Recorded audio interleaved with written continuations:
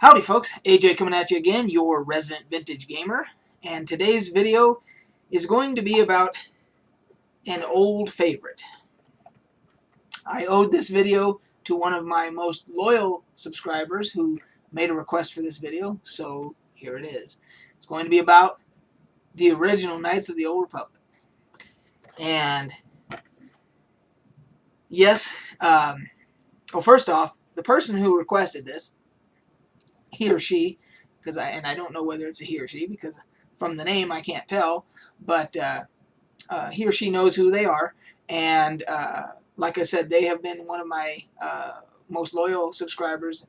They watch almost every one of my videos and almost comment on almost every one of my videos, and I really appreciate that. So I was not going to let this go by without honoring this request.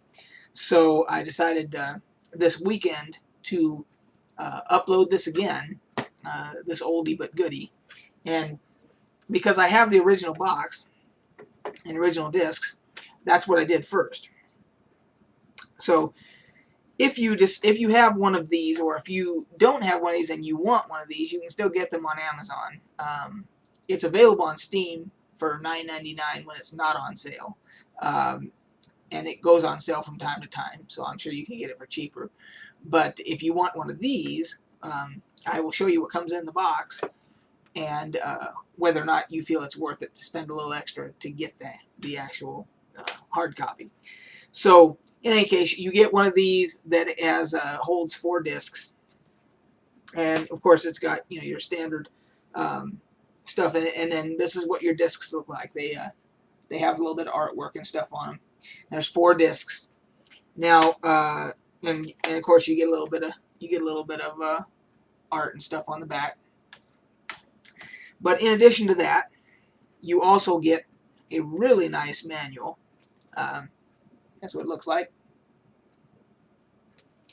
And when I say really nice, the reason I say that is because BioWare, up till a certain point, had a very, very good reputation for always putting spiral-bound manuals in their games.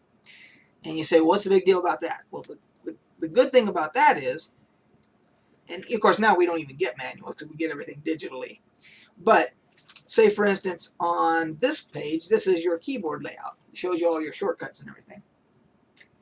And because it's spiral-bound, you can lay it flat.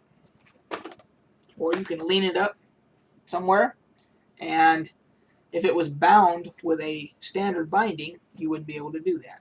Spiral bound, much easier and much more comfortable to use when you're trying to keep it open on a certain page or whatever. And there's a lot of good information in this manual. It goes through all the states, goes through all of the feats, all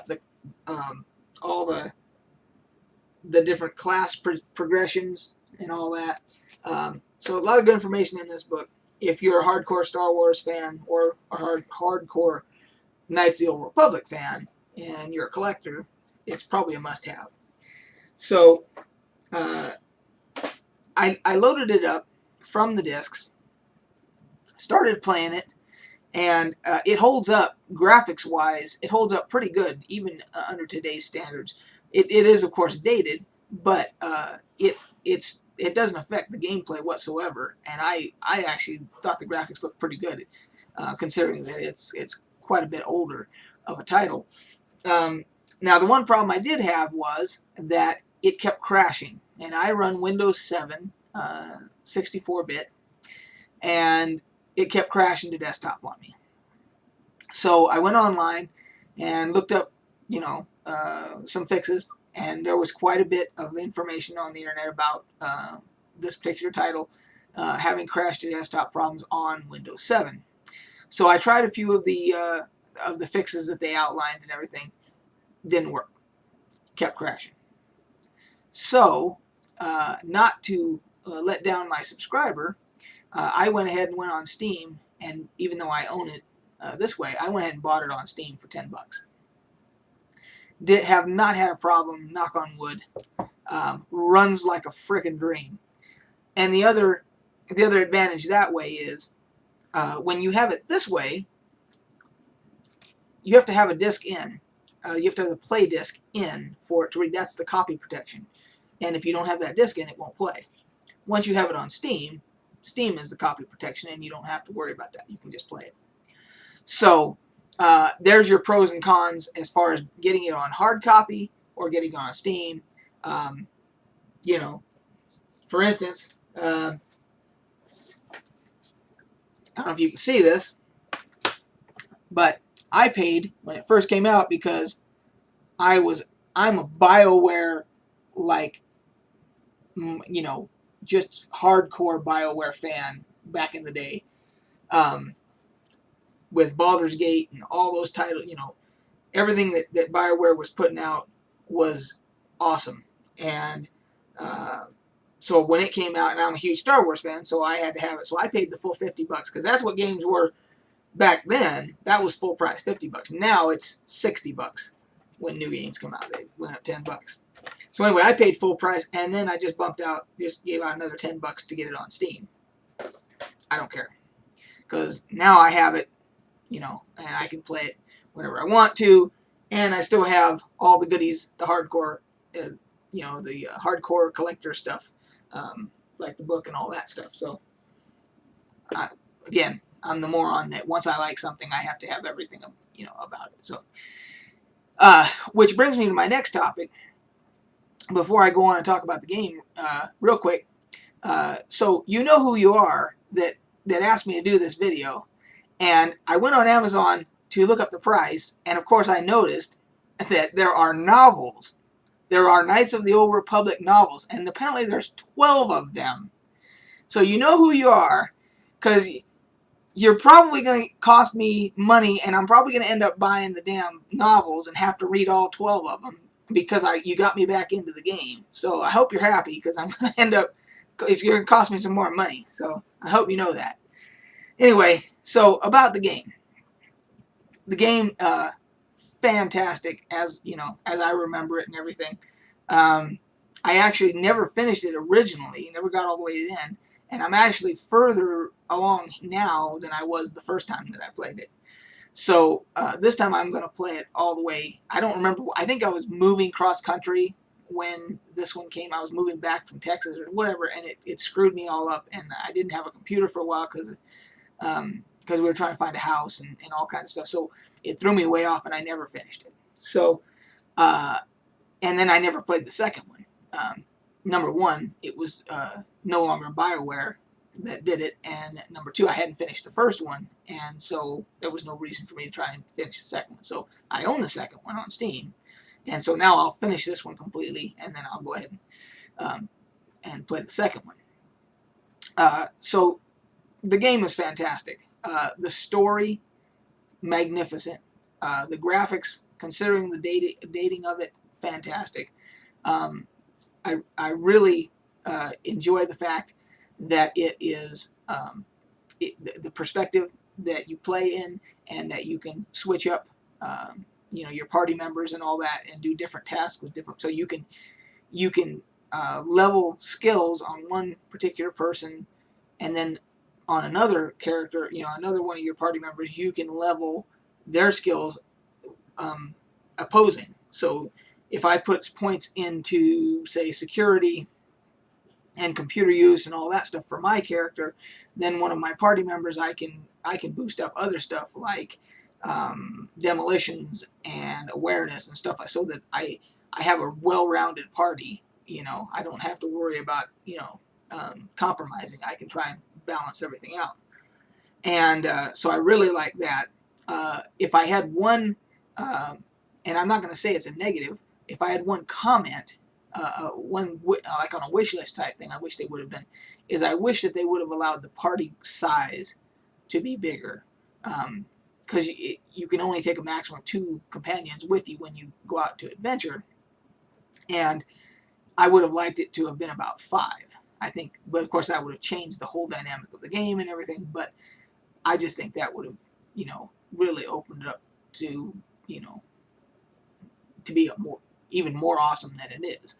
So, but of course that could have, who knows? Yeah, I'm not a developer. I don't know what kind of problems that would have caused. But with games like Baldur's Gate and Icewind Dale and those, you were able to have 6 party members in your party. So that's just one observation that I had. So as far as I'm concerned, it's one of the great classics of all time. I plan on finishing it this time. I'm completely hooked again, and then I'll probably end up starting on the second one, and I'll probably end up buying the books and have to read the damn books.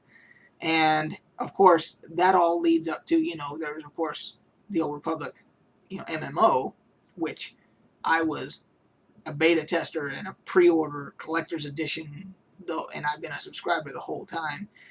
This might actually help me to appreciate that game more. I may actually get back into that and everything. However, that leads me into my final topic, which is that my best friend in the world, he and I have been gaming together since 1983. And so we started gaming together with Castle Wolfenstein. And I don't mean this Castle Wolfenstein.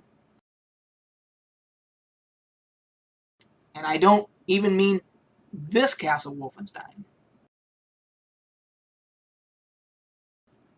I mean this frickin' Castle Wolfenstein.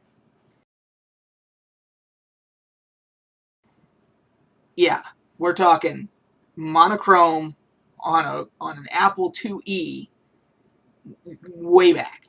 That's how long he and I have been gaming together. And he made a statement to me. He's got, 600 games on Steam or something like that. I mean, it's just ridiculous.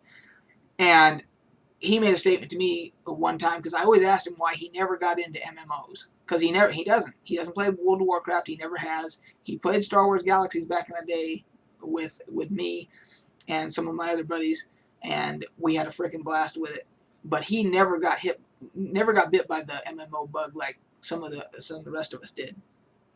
And he told me, when I first asked him, I said, why is it you don't ever get hardcore into MMOs and stuff? And he said, there's just too many good games out there. He says, I cannot just allow myself to get locked in to a game like that and eat up all my time when I could be playing 5 or 6 different, a first-person shooter, a strategy game, a MOBA, all these different games, and I could be experiencing all these different ones, with all these Steam sales and stuff that's so dirt cheap and get well-rounded and everything.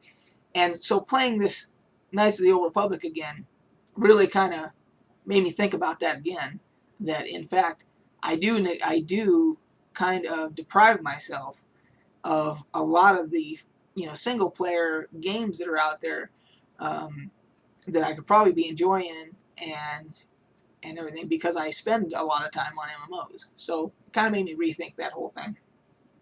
Don't know how that's going to affect me or whatnot, but I just thought that was kind of a funny anecdote to add in here.